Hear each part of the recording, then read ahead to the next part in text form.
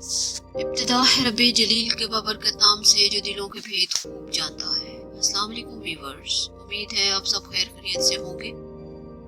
آج کے ہم اپنے اس ولاگ میں کچھ ایسی باتیں ڈسکس کریں گے جن باتوں کو ہم اپنی زندگی میں شامل کر کے بہت کچھ ٹھیک کر سکتے ہیں۔ نمبر 1، زندگی میں ترتیب پیدا کریں، کھانے اور سونے کا وقت طے کریں، غیر ضروری خواہشات اور دباؤ سے دور رہیں، ورزش کریں، اور ایک خاص بات جو آپ کو بتانا چاہتی ہوں زندگی میں دینا شروع کریں۔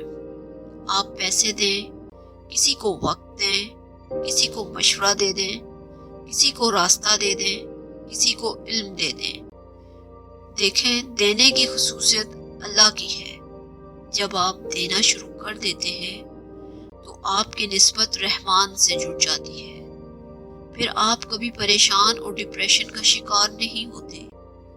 جتنا زیادہ آپ دینے والے بنیں گے اتنا زیادہ آپ کی زندگی میں خوشیاں آنا شروع ہو جائیں گی۔ آپ طے کر لیں کہ ہر مہینے کسی کو کچھ نہ کچھ دینا ہے۔ امیدوں کے آگے ٹوٹ جانا اچھا نہیں لگتا، کسی کے آگے ہاتھ پھیلانا اچھا نہیں لگتا۔ مجھے دینے والوں کی ہی قطار میں رکھنا میرے مالک، تیرے در کے سوا کہیں سر جھکانا اچھا نہیں لگتا۔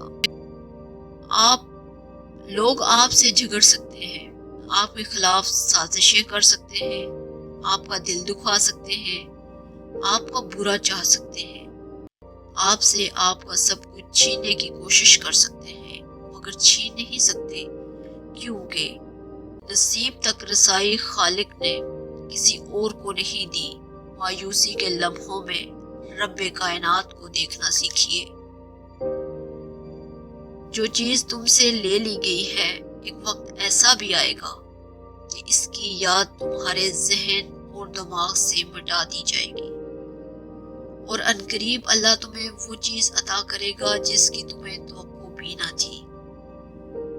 ہر چیز اللہ کے ہاتھ میں ہے، اس کا بھروسہ رکھو اور مسکراتے رہو، کبھی بے سہارا نہیں رہو گے۔ اپنی تقدیر کا ہر فیصلہ اللہ کے ہاتھ میں دے دو۔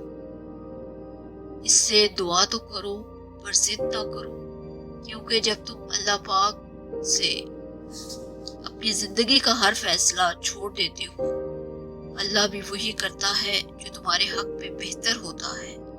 اسی لیے تو کہا گیا، تم اپنی رضا اللہ کی رضا میں شامل کرو، پھر دیکھنا وہ کس طرح اپنی رضا تمہاری رضا میں شامل کرتا ہے۔ بے شک اللہ سب سے بہتر فیصلہ کرنے والا ہے۔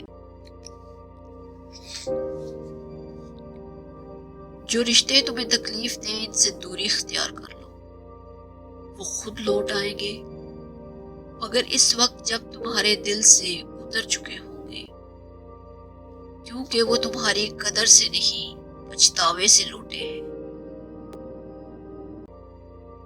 جس کی دی ہوئی تکلیف سے تم آج رو رہے ہو، وہ کل تمہارے پچھتاوے پہ روئے گا۔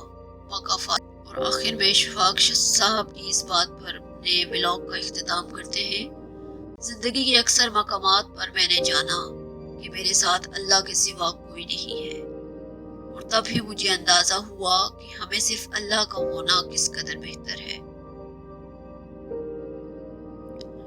انشاءاللہ پھر ملتے ہیں اپنے نئے ولاگ میں، نئی امید، نئے عزم اور نئے یقین کے ساتھ۔ اپنی رائے کا اظہار کمنٹس میں ضرور کیجیے۔ جہاں رہیے خوش رہیے، اللہ نگہبان۔ Subscribe to our channel by clicking the subscribe button. Click the bell button and enjoy the latest uploads from our channel.